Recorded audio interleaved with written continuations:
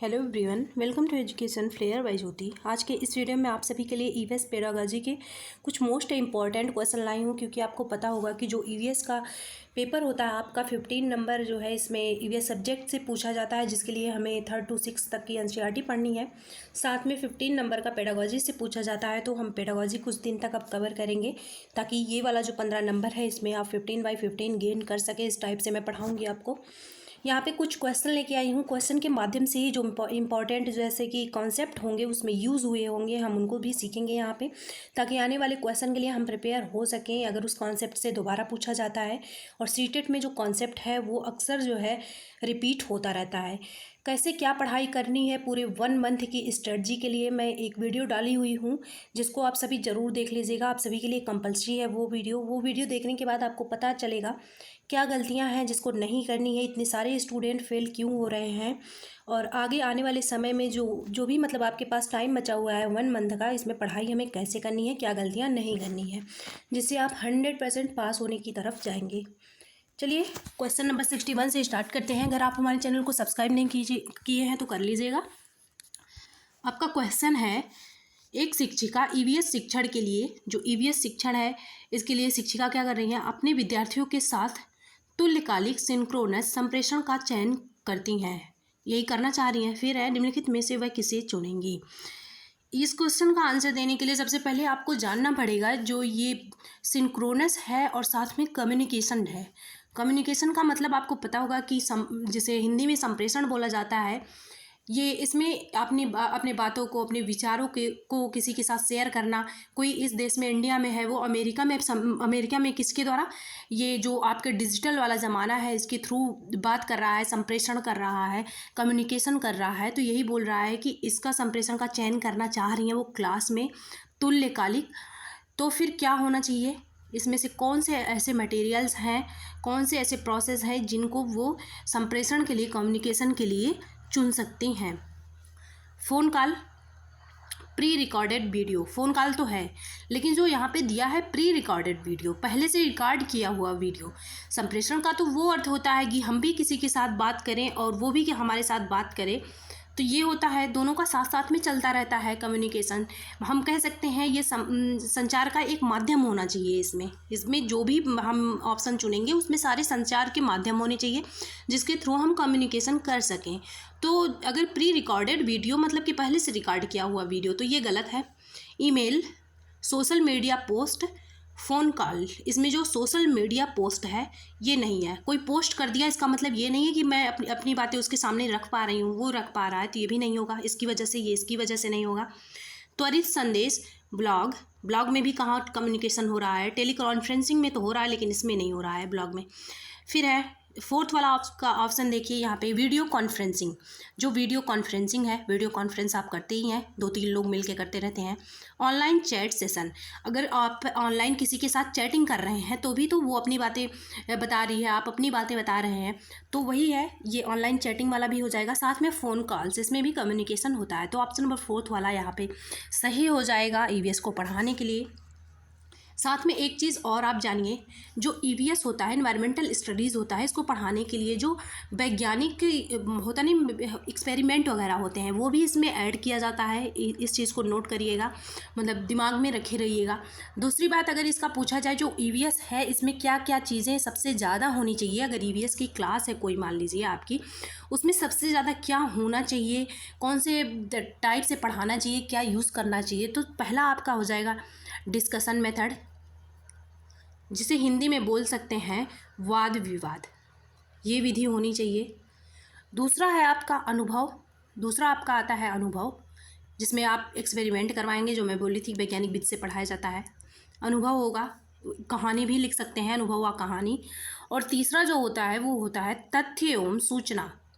तथ्य होना चाहिए प्लस में सूचना होना चाहिए। अब इसका क्या फ़ायदा है, फैक्चुअल चीज़ें जो तथ्य और सूचना है, इनका फ़ायदा क्या है आप देखिए। जो 3rd वाला मैं अभी बताई हूँ, तथ्य का और सूचना का क्या फ़ायदा होता है। अगर मैं मान लीजिए आपको बताई कि आपका जो ईवीएस सब्जेक्ट है इसमें 6 थीम होते हैं, साथ में उनका नाम मैं बता दी कि आपका फूड है, शेल्टर है, ट्रैवल है, वाटर है, और मैं बोल दी इसको याद रखिएगा, तो क्या कर रहे हैं आप, याद कर रहे हैं। और साथ में वो चीज़ें आपको दिख थोड़ी ना रही हैं, लेकिन अमूर्त जो है अमूर्त चिंतन कर रहे हैं। जैसे मैं बोल दी फूड, तुरंत आपके दिमाग में आ जाएगा फूड। जैसे मैं बोल दी शेल्टर, आवास, तुरंत आपके दिमाग में आवास आ जाएगा। तो वो क्या है? अमूर्त चिंतन है, जो चीज़ें हमारे आंखों के सामने दिख नहीं रही हैं लेकिन हम सोच रहे हैं उसके बारे में। तो यही है, हम जब तथ्य और फैक्ट किसी के सामने रखते हैं तो उससे अमूर्त चिंतन की क्षमता आती है। ये चीज़ें याद रखिएगा। क्वेश्चन नंबर 62 है यहाँ पे। इफ़ थीम ट्रेवल, जो थीम आपका है, आपको पता ही होगा कि थीम 6 होते हैं। इससे भी क्वेश्चन बनता है कि जो थीम है आपका, ये कौन सा, बोल देता है कि इसमें से थीम है, इसमें से सब थीम है। तो आपको पता होना चाहिए कि थीम जो है, अगर वो आपको पता रहेगा तो उसको छोड़ के जितनी भी चीज़ें बचेंगी आप सब थीम में अनुमान लगा सकते हैं। थीम क्या है आपका? फूड है, हिंदी में लिख देती हूँ, भोजन है, आवास है दूसरा, तीसरा यात्रा है, चौथा है कि चीज़ें जो हम बनाते हैं और करते हैं, things we make and do, चीज़ें जो हम बनाते हैं और करते हैं। जो बोल रहे हैं उस पर ध्यान दीजिएगा, यहाँ पे जगह ही नहीं बचा है। और साथ में लास्ट वाला जो आपका है, फैमिली एंड फ्रेंड बोल सकते हैं, या फिर फैमिली सिर्फ बोलिए, परिवार। ये आपकी 6 थीमें हैं। भोजन है, आवास है, यात्रा है, चीज़ें जो हम बनाते हैं ये हो गया, और साथ में आपका फैमिली हो गया। अभी 5 ही हुआ, जल भी ले लीजिए यहाँ पे, वाटर। ये इतने आपके थीम है, याद रखिएगा कौन कौन से हो गए। 6 हो गए। भोजन हो गया, आवास हो गया, फूड हो गया, शेल्टर हो गया, ये ट्रैवल हो गया, things we made and do ये हो गया, फैमिली हो गया, एंड वाटर हो गया। 6 थीम है। इनको छोड़ के जो भी चीज़ें अगर पूछ ली जाएंगी सब थीम में आप लगा सकते हैं। ये इतने ही बस थीम है। तो थीम से क्वेश्चन है, साथ में सब थीम आप जान लीजिए। ये भी पूछा जाता है कि जो आपका सब थीम है ये कौन सा है। देखिए, सब थीम फैमिली और फ्रेंड्स से ज़्यादा क्वेश्चन बनते हैं, जो कि इसी के सब थीम थोड़ा ज़्यादा है। रिलेशनशिप, जिसे हम हिंदी में बोल सकते हैं रिश्तेदार या संबंध बोल दीजिए, ये आपका क्या होता है, ये सब थीम है। वर्क एंड प्ले हो जाता है, कार्य और खेल, ये भी है। एनिमल एंड प्लांट है, मतलब कि पौधे और जानवर। ये 3 सब थीम याद रखिएगा, ये बहुत इंपॉर्टेंट है, इससे क्वेश्चन बनता है।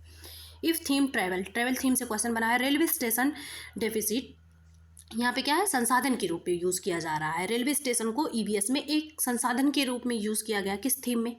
यात्रा की थीम में। कम्युनिटी रिसोर्सेज के रूप में यूज़ किया गया इन ईवीएस में। फिर है which are the following will complete theme food. तो जैसे ही आपका ये जो यात्रा में रेलवे स्टेशन को एक संसाधन के रूप में यूज़ किया गया है, रेलवे स्टेशन को बोला गया है कि यह एक संसाधन है, वैसे ही थीम जो आपका भोजन है ये क्या है? भोजन क्या है? भोजन आपका कृषि का प्रोडक्ट है। ऑप्शन नंबर फर्स्ट वाला सही हो जाएगा। आपको पता ही होगा कि भोजन तो ये जो एग्रीकल्चरल फार्म ही है। ऑप्शन नंबर फर्स्ट वाला सही हो जाएगा यहाँ पे। नेक्स्ट क्वेश्चन हम देखते हैं। यहाँ पे क्वेश्चन नंबर 63 है। ईवीएस शिक्षण के दौरान एक शिक्षक का बयान प्रश्न जो विद्यार्थियों को स्वयं अपने साथियों की प्रतिक्रियाओं से उत्तर को विस्तृत करने के लिए प्रोत्साहित करता है। यहाँ पे बोला जा रहा है कि एक शिक्षक का बयान आता है जो इसमें क्या होता है, विद्यार्थियों को स्वयं अपने साथियों के प्रतिक्रियाओं के उत्तर को विस्तृत करने, मतलब कि मान लीजिए एक फ्रेंड ए है, दूसरा फ्रेंड भी है। कभी कभी ऐसा होता है कि स्टूडेंट समझ ही नहीं पाते कि एक्चुअल में पूछा क्या जा रहा है। तो एक ए है, दूसरा पी है, टीचर बोल रहे हैं, यहाँ पे आपका टीचर है, ये कोई उत्तर देता है। मान लीजिए कोई ये इसका प्रश्न करता है कि भारत की राजधानी कहाँ है, तो ये बोल देता है, ये आंसर देता है दिल्ली। तो ये जो टीचर है ये बोल रहे हैं कि जो तुम क्वेश्चन किए हो ये दिल्ली शब्द जो आया है, अब इसके बारे में तुम बताओ, इसके बारे में थोड़ा सा विस्तार में बताओ और इसके आंसर को और बड़ा करो। दिल्ली के बारे में तुम बताओ कि हाँ ये केंद्र शासित प्रदेश है, यहाँ पे सेंट्रल गवर्नमेंट का राज्य है, ये सब आप बताइए। दिल्ली के बारे में किससे पूछ रहे हैं? बी से बोल रहे हैं कि इसके उत्तर को और बड़ा करिए। तो ऐसा क्या हो रहा है, खोजपूर्ण प्रश्न हो रहा है कि कंडीशनिंग हो रहा है? तो इसमें खोजपूर्ण प्रश्न हो रहा है, प्रोविंग। ऑप्शन नंबर फर्स्ट वाला सही हो जाएगा क्योंकि यहाँ पे खोजा जाएगा और भी उत्तर, तो खोजपूर्ण प्रश्न हो जाएगा। नेक्स्ट क्वेश्चन है, क्वेश्चन नंबर 64 है। यहाँ पे अनीता परिवार थीम को पढ़ाने के लिए एक इकाई योजना तैयार करती हैं। जो परिवार थीम है उसको पढ़ाने के लिए लेसन प्लान बना रही हैं, इकाई योजना बना रही हैं, यहाँ पे यूनिट प्लान बना रही हैं। फिर क्या है, निम्नलिखित में से कौन सा उसकी इकाई योजना का शीर्षक होगा? यहाँ पे क्या शीर्षक रखना चाहिए, वो जो पढ़ाने जा रही हैं उस टाइटल में शीर्षक क्या रखना चाहिए? परिवार, घुमंतु परिवार। ये तो इसमें केवल एक ऐसी चीज़ें हम रखेंगे जहाँ पे आपको वैरायटी दिखे, जहाँ पे आपको क्या दिखे, विभिन्नता दिखे, कई चीज़ें एक में ऐड हों, हम पढ़ाएं तो एक टॉपिक लेकिन कई टॉपिक उसमें क्लियर हों। तो ऐसे हम थीम यहाँ पे खोजेंगे कि कौन सा है। घुमंतु परिवार केवल तो नहीं होगा, परिवार के प्रकार, केवल प्रकार तो नहीं पढ़ना है ना, हमें परिवार होते कैसे हैं, परिवार किनको कहा जाता है, ये सब भी तो पढ़ना है कि केवल प्रकार पढ़ना है नहीं। परिवार एक, परिवार के भीतर संबंध, केवल संबंध को भी नहीं पढ़ना है। यहाँ पे देखिए ऑप्शन नंबर 4 वाला सही है, इसमें कई टर्म ऐड है, फैमिली है, रिलेशनशिप्स है और जेंडर है, जेंडर भी आ गया, जेंडर रोल्स भी आ गया कि जो आपकी माँ है उनका क्या रोल है, आपके फादर है उनका क्या रोल है, दादी दादा का क्या रोल है, इसमें बताया जाएगा। साथ में किनका किसके साथ क्या संबंध होता है ये भी बताया जाएगा, इसमें वैरायटी ज़्यादा है। ऑक्यूपेशन जो है आपका व्यवसाय है, इसके बारे में बताया जाएगा। एज सोशियो कल्चरल इंटीटी बताया जाएगा। इसमें सामाजिक सांस्कृतिक इकाई के रूप में चेंजिंग टाइम्स, टाइम के अकॉर्डिंग जो चेंज हो रहा है, सोशियो कल्चरल बदलते समय के हिसाब से उसको भी बताया जाएगा क्या बदलाव हो रहा है। तो ये सारी चीज़ें इंपॉर्टेंट हैं, ऑप्शन नंबर 4 वाला सही हो जाएगा। नेक्स्ट क्वेश्चन, क्वेश्चन नंबर 65 है। यहाँ पे पूरा क्वेश्चन करती हूँ, 1 मिनट। क्वेश्चन है आपका 65, श्रीमती शीतल ईवीएस की विभिन्न अवधारणाओं को समझाने के लिए प्राथमिक कक्षाओं में कहानियों कविताओं का उपयोग करना पसंद करती हैं। फिर है उनके द्वारा, ये कहानी और कविता का उपयोग करना पसंद कर रही हैं। फिर है क्या है, उनके द्वारा कहानियों और कविताओं का प्रयोग सबसे उपयुक्त तर्क है। जो ये कहानी और कविता का उपयोग कर रही हैं, इसके लिए सबसे ज़्यादा एप्रोप्रिएट लॉजिक क्या हो सकता है स्टोरीज और पोएम के ऐड करने का। पहला ऑप्शन है ईवीएस के पाठ्यक्रम को पूरा करना, गलत है। कहीं भी अगर आपको मिले पाठ्यक्रम को पूरा करना, करिकुलम को पूरा करना, तो ये नहीं होता है, गलत है ये। फिर विद्यार्थियों को अपनी कविताओं और कहानियों को लिखने के लिए प्रोत्साहित करना, लेखन कला तो हमें थोड़ा सा अच्छा करना ही है स्टूडेंट का।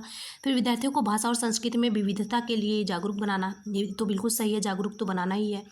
फिर है आपका थर्ड वाला, ये भी सही है, ये भी सही है, ये अभी तक गलत आया है। पाठों को अधिक संवेदनात्मक, सुखद और दिलचस्प बनाना, make the lesson more interactive, enjoyable and interesting.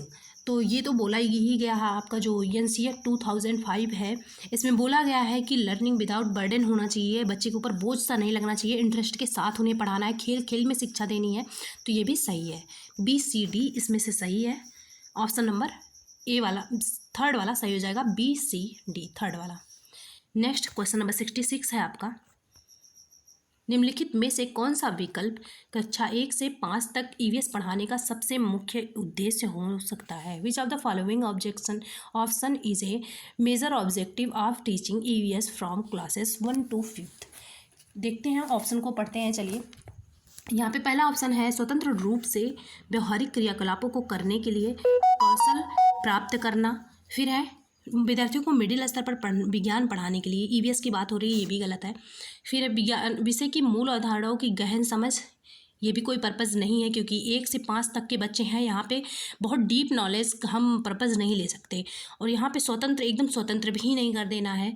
फिर है विद्यार्थियों को कक्षा के अधिगम को स्कूल के बाहर के जीवन से, यही तो बोला गया है एनसीईआरटी 2005 में, यही बोला गया है कि जो सिलेबस है आपका, चाहे वो साइंस हो, मैथ हो, ईवीएस हो, कोई भी सब्जेक्ट हो, उसको क्या करना है, जो क्लास है इससे, आउटर लाइफ से क्या करना है, बच्चे के कनेक्ट कर देना है। क्लासरूम के बाहर, आउटसाइड द स्कूल ले जाना है आपके सब्जेक्ट को। यहाँ पे देखिए ऑप्शन नंबर 4 वाला सही हो जाएगा। Helping learners to link classroom, classroom को किससे लिंक करना है, learning to life outside the school, बाहरी जीवन से जोड़ देना है, यही एनसीईआरटी 2005 में भी बोला गया है। नेक्स्ट क्वेश्चन, क्वेश्चन नंबर 67 है। एक दिन मैं आपको पढ़ा दूंगी एनसीईआरटी आपका, और जो ये NEP 2020 है, ये सब 2009 वाला भी। एक ईवीएस शिक्षक कक्षा में एक प्रयोग प्रदर्शित करता है, कोई एक्सपेरिमेंट कर रहा है। फिर है जिसमें एक अंडा पानी के गिलास में डूब जाता है लेकिन पानी में नमक मिलाने पर तैरता रहता है। विद्यार्थियों की पूछताछ के लिए वह निम्नलिखित में से कौन सी सबसे उपयुक्त व्याख्या दे सकता है।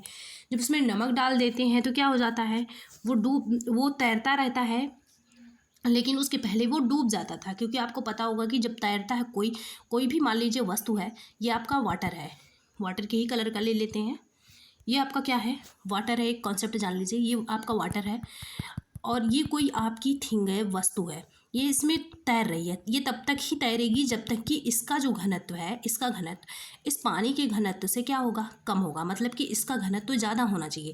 तो पहले अंडे का घनत्व ज़्यादा हो गया, सो पानी में डूब गया। लेकिन जैसे ही हम इसमें साल्ट ऐड किए, जैसे ही हम क्या किए, इसमें साल्ट ऐड किए, नमक ऐड किए, तो ये जो वाटर था, इसका जो डेंसिटी है, घनत्व है, ये क्या होने लगा, ये ज़्यादा होने लगा। अब जब ये ज़्यादा होने लगा तो जो आपका अंडा था ये क्या करेगा, अब तैरेगा इसमें। यही रीज़न है।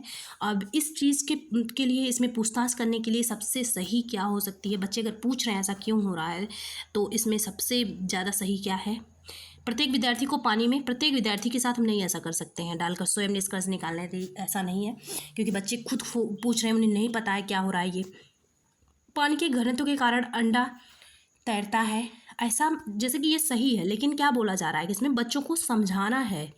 तो बच्चे इतने छोटे हैं, अगर आप ऐसे बोल देंगे, आप तो बड़े थे इसलिए मैं ऐसे बता दी, लेकिन क्या छोटे बच्चे होते तो समझ पाते घनत्व होता क्या है, ये सब समझ पाते, नहीं समझ पाते। आप उच्च कक्षाओं में सही कारण मत सीखेंगे, ये आंसर नहीं हो सकता, क्योंकि बच्चों के माइंड में अभी क्यूरियोसिटी चल रही है किसी चीज़ को जानने की। तो आप ये थोड़ी बोल सकते हैं कि आप ऊपर के लेवल में जब जाएंगे तब सीखेंगे। अलग अलग मात्रा में नमक के साथ प्रयोग करें और उसका अवलोकन करें, ऑब्जर्वेशन करें, बिल्कुल सही है। Conduct and observe the experiment with different amounts of salt, अलग अलग अमाउंट में साल्ट उसमें ऐड करते जाइए और प्रयोग करते जाइए। एक्सपेरिमेंट वाली चीज़ें हैं, इसलिए ये सही है। क्वेश्चन नंबर आपका 68 है, चलिए देखते हैं। यहाँ पे कथन और कारण से आया है जर्सन, और यहाँ से रीजन से ईवीएस के सीखने के को अवलोकन, पहचान, वर्गीकरण आदि से संबंधित प्रक्रिया कौशल के लिए उन्मुख होने की आवश्यकता है। ईवीएस में होता ही है, ये सारी चीज़ें होती हैं, तो ये बिल्कुल सही है कि ईवीएस में ऑब्जर्वेशन वाली भी चीज़ें होती हैं। जैसे कि अभी देखिए साल्ट हम ऐड कर रहे थे, तो कोई चीज़ ऑब्जर्वेशन किसे कहते हैं, कोई चीज़ हो रहा है उसे अपनी आंखों से देखना और फील करना, ऑब्जर्व करना। जैसे कि मान लीजिए कोई चीज़ वस्तु है, इसमें तैर रही है, तो हम उसे देखते हैं, तो ये ऑब्जर्वेशन है। पहचानना, हम बोल दिए कि आप इसको पहचानिए, कौन इसमें धनिया है, कौन पालक है, ये पहचान हो गया। वर्गीकरण करना, मैं बोल दी कि इन चीज़ों को अलग कर दीजिए, ये भी इसमें ईवीएस में होता है, तो इसकी होने की आवश्यकता है, बिल्कुल ये सही है ऑप्शन नंबर फर्स्ट वाला। जैसे इसका सही है। फिर है विभिन्न प्रक्रिया कौशल प्राप्त करने के माध्यम से ईवीएस के सीखने के परिणामों को हासिल करने की संभावना है। हाँ, अलग अलग स्किल्स में, वेरियस स्किल्स में जब आप पढ़ाई करेंगे तो क्या होगा, अलग सीखने के जो परिणाम होंगे वो अच्छे होंगे। किसी प्रोसेस से आप कुछ सीखेंगे, किसी प्रोसेस से आप कुछ सीखेंगे, तो ऑप्शन नंबर सेकंड वाला यहाँ पे सही हो जाएगा। दोनों सही है, व्याख्या भी कर रहा है। नेक्स्ट है क्वेश्चन नंबर आपका 69। एक ईवीएस शिक्षक को योगात्मक मूल्यांकन, जो समेटिव असेसमेंट होता है वो स्टूडेंट के लिए उतना अच्छा नहीं होता। यहाँ पे देखिए समेटिव असेसमेंट लिखा क्यों नहीं रहा है, ये समेटिव असेसमेंट प्रश्न पत्र तैयार करते समय पर जोर देता है। जो समेटिव असेसमेंट होता है उसमें प्रश्न पत्र जब तैयार किया जाता है तो वो किस पर जोर देगा, पहला है लंबाई और उद्देश्य, नहीं होगा। प्रश्न पत्र की सामग्री, कवरेज और उद्देश्य, बिल्कुल सही है। जो प्रश्न पत्र है उसकी सामग्री और इसका जो क्वेश्चन पेपर है वो उसका कंटेंट को पे ध्यान देगा। यहाँ पे है ना content, coverage, objective of the question paper. Option number second वाला सही हो जाएगा। एक बार और जान लीजिए यहाँ पे ये समेटिव असेसमेंट क्या होता है। आपके पास मूल्यांकन जो होता है दो प्रकार का होता है, एक फॉर्मेटिव जिसे रचनात्मक बोला जाता है और दूसरा होता है आपका योगात्मक। रचनात्मक जो होता है इसमें क्या किया जाता है, इसमें कई प्रकार के प्रश्न बनाए जाते हैं, ये क्लासरूम में चलता रहता है।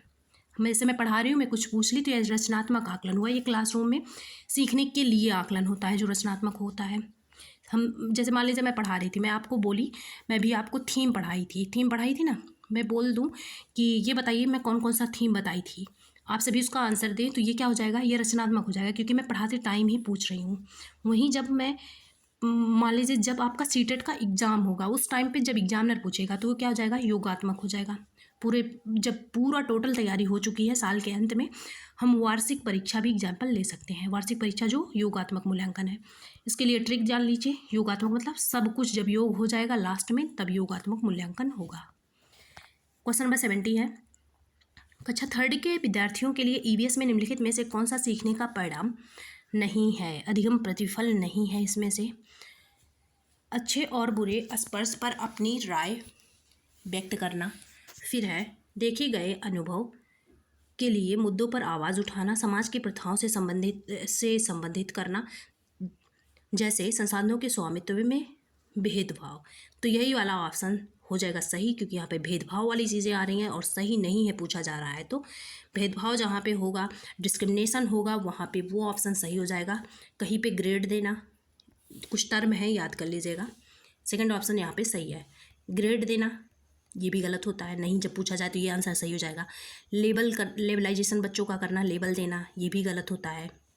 अलग करना ये भी गलत होता है, लेकिन वहीं जैसे ही टीचिंग लर्निंग मटेरियल को अलग किया जाएगा तो पॉजिटिव हो जाएगा, लेकिन बच्चों को अलग करना ये गलत होता है। और रेटिंग देना ये भी गलत होता है। नेक्स्ट क्वेश्चन नंबर 71 है आपका। आपको कक्षा 3rd से 5th तक के विद्यार्थियों के लिए ईवीएस पाठ्य पुस्तकों का चयन करना है, ईवीएस बुक का चयन करना है। इस उद्देश्य के लिए कौन सा मानदंड सबसे उपयुक्त होगा? जब आपको ईवीएस की बुक सेलेक्ट करनी हो बच्चों के लिए तो सबसे सही क्या होगा? सबसे पहले तो आपको देखना है कि ये क्या होना चाहिए, आपके चाइल्ड के क्या होना चाहिए, ओरिएंटेड होना चाहिए, बच्चों के अनुसार होना चाहिए, ध्यान में रखना चाहिए बच्चों की एज कितनी है। साथ में क्या होना चाहिए, उसमें अलग अलग जो जाति हैं, वर्ग हैं, धर्म हैं, इनके आधार पर जो रूढ़िवादिता, स्टीरियोटाइप की चीज़ें चलती हैं उनको दूर करने के लिए उसमें होनी चाहिए। उनसे मतलब कि ये चीज़ें उसमें नहीं होनी चाहिए। उसमें ऐसा ना दिखे कि यहाँ पे जो आपकी बुक है, एक तो चाइल्ड सेंटर्ड टाइप की होनी चाहिए, चाइल्ड ओरिएंटेड होनी चाहिए। दूसरी बात यह है कि आपकी जो बुक है इसमें भेदभाव, जाति, धर्म है और लड़की है, लड़का है, ये सारी चीज़ें कहीं भी दिखनी नहीं चाहिए कि ऐसा कुछ इसमें भेद हो रहा है, ये नहीं होना चाहिए। अब चलिए ऑप्शन पढ़ते हैं यहाँ पे। पुस्तक में बड़े चित्र रंगीन होने चाहिए, ये नहीं है। सरल ऐसा होना चाहिए लेकिन ये पर्पज़ नहीं हो सकता, ये सब छोटी छोटी चीज़ें हैं। भाषा सरल, विद्यार्थियों के मानसिक स्तर के अनुसार होनी चाहिए। पाठ्यपुस्तक को सचित्र और विद्यार्थियों के लिए आकर्षक होना चाहिए। देख रहे हैं यहाँ पे सारे सही लग रहे हैं, इसीलिए यहाँ पे बोला जाता है कि जो आपका स्टेटेड का एग्ज़ाम होता है इसमें सारे सही लगते हैं। लेकिन जैसे ही आप पेपर देने जाएंगे पहला ही लाइन वहाँ पे लिखिएगा कि सबसे उपयुक्त आंसर देना है, जो सबसे ज़्यादा सही लगे। तो 4th वाला ऑप्शन है, पाठ्यपुस्तक बाल उन्मुख होना चाहिए, बिल्कुल सही है। जाति, वर्ग, धर्म के आधार पर किसी भी प्रकार की रूढ़िवादिता वाली, स्टीरियोटाइप वाली चीज़ें और यहाँ पे अपमानजनक जो व्यवहार है, ये सारी चीज़ें उसमें नहीं होनी चाहिए। ऑप्शन नंबर 4th वाला यहाँ पे सही हो जाएगा। देख लीजिए, नहीं दिख रहा हो तो 4th वाला यहाँ पे सही हो जाएगा। नेक्स्ट क्वेश्चन नंबर 72 है, निम्नलिखित कथनों को पढ़िए और सही विकल्प का चयन कीजिए। दर्शन है आपका, प्राथमिक स्तर पर ईवीएस में विषयों के बजाय थीम है। क्या जो ईवीएस है इसमें तो थीम ही है ना, पहले 6 थीम है, थीम ही तो है, फिर थीम के अंदर क्या है, सब थीम है, तो विषय कहाँ है? ईवीएस में विषय थोड़ी ना है। विषयों की तुलना में थीम आधारित ईवीएस सीखना शिक्षकों और के लिए आसान होता है, यही इसमें रीज़न बताया गया है। तो क्या सही है, चलिए देखते हैं। ये भी सही है, ऑप्शन नंबर 1st वाला ये भी सही है। और ये वाला जो है एजेशन जो बोला जा रहा है ये भी सही है। साथ में जो कारण दिया गया है कि ये आसान होता है ये भी सही है। तो इसमें कौन सा सही हो जाएगा? लेकिन ये इसकी व्याख्या नहीं कर रहा है, तो इसका सही आंसर हो जाएगा ऑप्शन नंबर, दोनों सही है। आर ए की व्याख्या नहीं करता। नेक्स्ट क्वेश्चन नंबर 73 है आपका। आप ईवीएस के विद्यार्थियों के लिए व्यवहारिक गतिविधियों को प्रोत्साहित करना चाह रहे हैं। ईवीएस के जो स्टूडेंट्स हैं उनके लिए क्या कर रहे हैं, जो हैंड्स ऑन एक्टिविटीज़ है उसको इनकरेज कर रहे हैं। फिर है, निम्नलिखित में से कौन सा प्रक्रिया जो है सबसे उपयुक्त होगा? ग्लोब से नक्शा बनाना, देखिए कहीं कुछ चीज़ें आप बना रहे हैं, पढ़ा रहे हैं, सुन रहे हैं, ये सारी चीज़ें सही नहीं होती, एक्टिव नहीं मानी जाएंगी ये सारी चीज़ें। फिर है, विभिन्न देशों के सिक्के एकत्रित करना, ये भी नहीं, ये भी नहीं। और क्योंकि यहाँ पे गतिविधियों को प्रोत्साहित करना है, व्यवहारिक गतिविधियों को। उपलब्ध सामग्री से ईवीएस किट विकसित करना, बिल्कुल सही है। ऑप्शन नंबर 3rd वाला सही हो जाएगा। ईवीएस किट मतलब ईवीएस के उसमें सामान, कहीं आप पेड़ पौधे बनाएंगे, कहीं आप घर बनाएंगे, कहीं आप आवास जो रहने के लिए है, कहीं आप वाटर दिखाएंगे, तो ऑप्शन नंबर 3rd वाला यहाँ पे सही हो जाएगा, ईवीएस किट बनाएंगे। क्वेश्चन नंबर 4 है आपका, ईवीएस के लिए रचनात्मक आकलन, अभी आपको बताई थी फॉर्मेटिव असेसमेंट क्या होता है।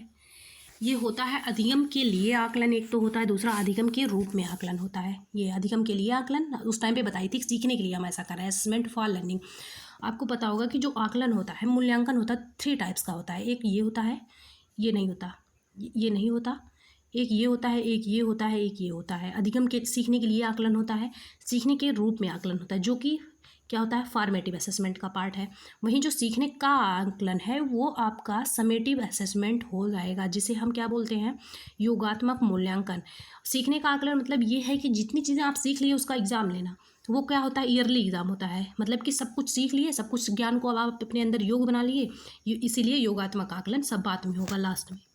तो यहाँ पे सीखने के लिए आकलन बोला जा रहा है, तो ये अब फर्स्ट वाला सही हो जाएगा, सी वाला सही हो जाएगा, A and C option number third वाला यहाँ पे सही हो जाएगा। क्वेश्चन नंबर 75 है आपके पास, निम्नलिखित कथनों को पढ़िए और सही विकल्प का चयन कीजिए। कथन क्या है, ईवीएस में क्षेत्र भ्रमण प्रभावी शिक्षण शास्त्रीय रणनीति है, बिल्कुल सही है। फिर है, क्षेत्र भ्रमण वस्तुओं, घटनाओं और स्थानों की याददाश्त को बढ़ावा देती है। यहाँ पे याददाश्त की बात की गई है और हमारे यहाँ कहा जाता है कि जो मेमोराइजेशन वाली चीज़ें होती हैं वो नेगेटिव होती हैं, तो फर्स्ट वाला सही हो जाएगा, ये वाला गलत हो जाएगा। ऑप्शन नंबर फोर्थ वाला सही हो जाएगा, ए सही है, आर गलत है। आज के लिए बस इतना ही, बाकी नेक्स्ट वीडियो में मिलते हैं नेक्स्ट क्वेश्चन के साथ। ओके, अगर क्लास पसंद आए तो सब्सक्राइब कर लीजिएगा, शेयर भी कर दीजिएगा। Thanks for watching.